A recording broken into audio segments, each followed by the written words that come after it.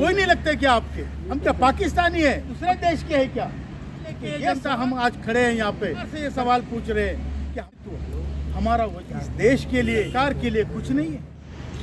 राष्ट्रीय सचिव आदरणीय रमेश बहुगुणा जी, दिल्ली प्रदेश के अध्यक्ष आदरणीय राणा साहब, मेरे सभी भाइयों, बड़े भाइयों, बहनों, माताओं और हमारे पत्रकार भाइयों बहनों, आज हम यहाँ पर इंडिया गेट में जमा हुए हैं। हम बहुत आशा से यहाँ पे आए हैं। इतनी कड़ाके की ठंड में आप सब लोग यहाँ पर आए, अपने स्वास्थ्य की परवाह न करते हुए आज यहाँ पर आए हैं, कम से कम नोटिस में आए हैं। ये बहुत बड़ी बात है। और आज दिल्ली धड़क रही है। जब दिल्ली धड़केगी तो देश जागेगा।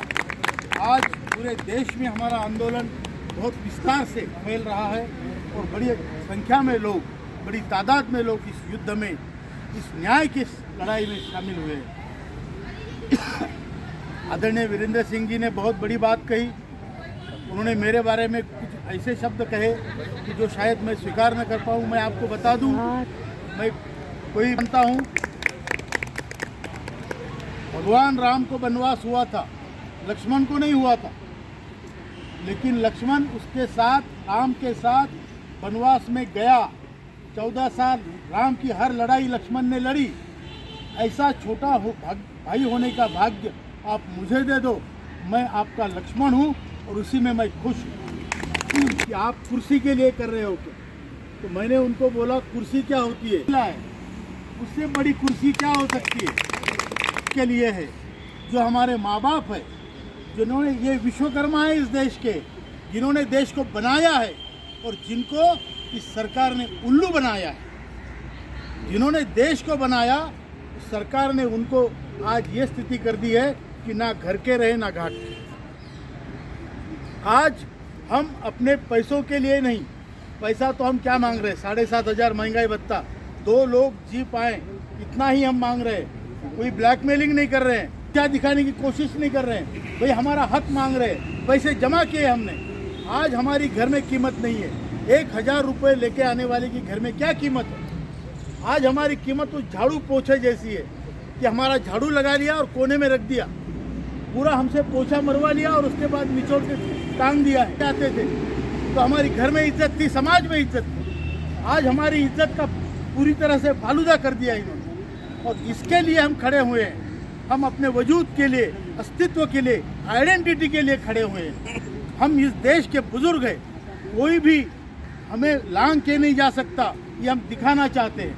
हमारे घर से लेके, मोहल्ले से लेके, गली से लेके, शहर से लेके देश तक हम डिसीजन मेकिंग में हिस्सा लेना चाहते हैं। ये देश हमारा है, हमने बनाया है।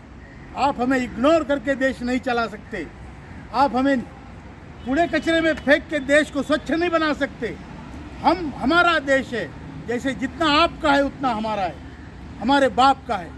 और हम इस देश के नागरिक हैं और हम अपना हक मांग रहे हैं। 8 साल से लड़ाई चल रही है और 10 साल पहले इसी सरकार के, इसी पक्ष ने, बीजेपी ने मार्च 2014 में वचन दिया था कि हमारी सरकार आती है तो 90 दिनों में हम आपका काम करेंगे। आज 10 साल हो गए, कोई पूछने वाला नहीं। इसका मतलब ये नहीं कि देने वाले ने सोचना नहीं चाहिए। आप बाकी तो सबका काम कर रहे हो, फिर हमारे काम में आपको क्या तकलीफ है? भाई हम दुश्मन हैं क्या आपके? हम सौतेले हैं क्या आपके? इस देश के सौतेले लगते हैं क्या हम? आप देखिए, एनपीएस में सरकार 14% कंट्रीब्यूशन करती है। श्रमयोगी मानधन योजना में सरकार का कंट्रीब्यूशन 100% है। मतलब अगर मैं 100 देता हूं तो सरकार 100 देती है। एनपीएस में मैं 100 देता हूं तो सरकार 14 देती है। और इस पेंशन फंड में सरकार देती है 1.16, और वो भी केवल और केवल एडमिनिस्ट्रेटिव खर्चे के लिए। तो हम कोई नहीं लगते आप। और ये लड़ाई इसके लिए है, ये हमारे लिए जीवन मरण की लड़ाई है। और हमने सोच लिया है कि हम घर में सड़ते सड़ते नहीं मरेंगे।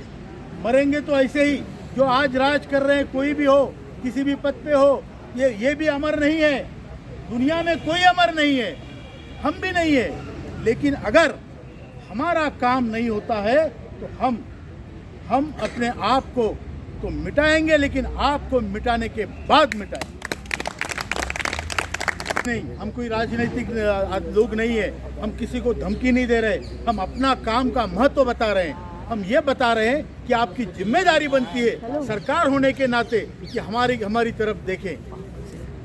मैंने पीछे एक उदाहरण दिया था, गांधारी अंधी थी, सरकार भी अंधी होती है और अंधी के 100 बच्चे होते हैं।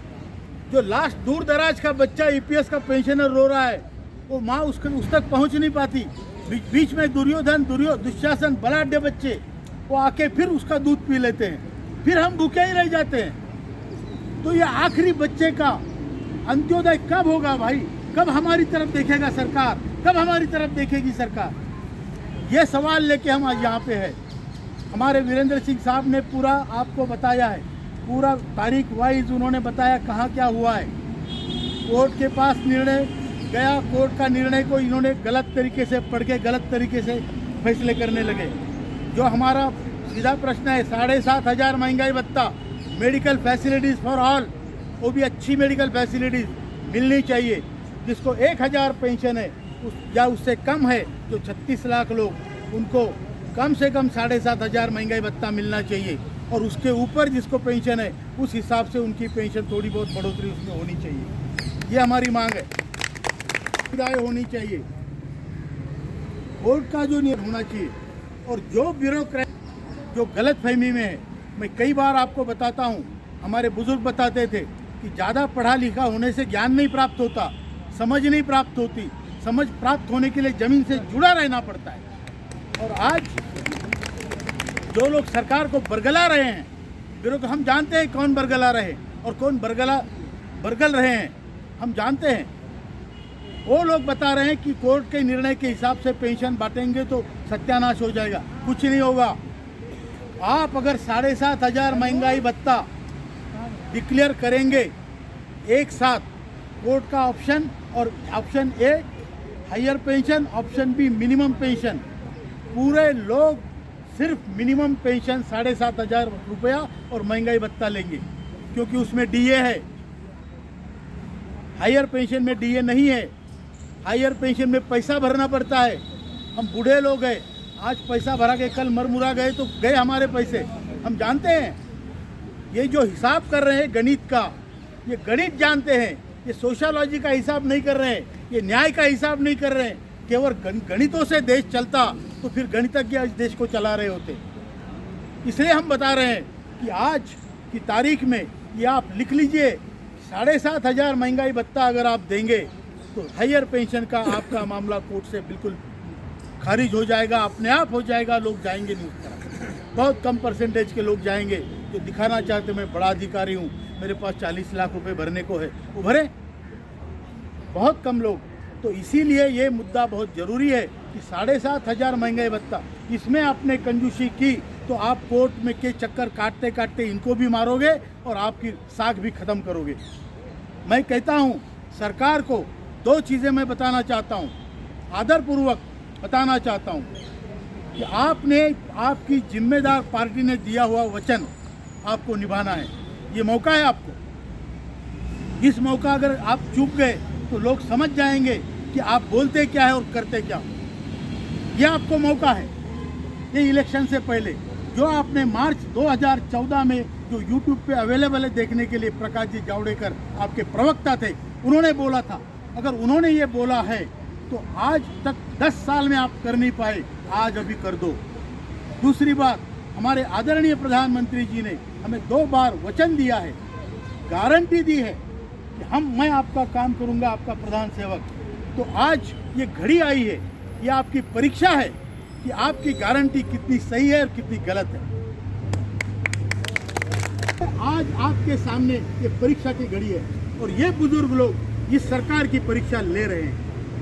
हमारा तो जो होना है होगा, कल मरेंगे तो आज मरेंगे, कोई फर्क पड़ता है क्या भाई? कोई फर्क पड़ता है?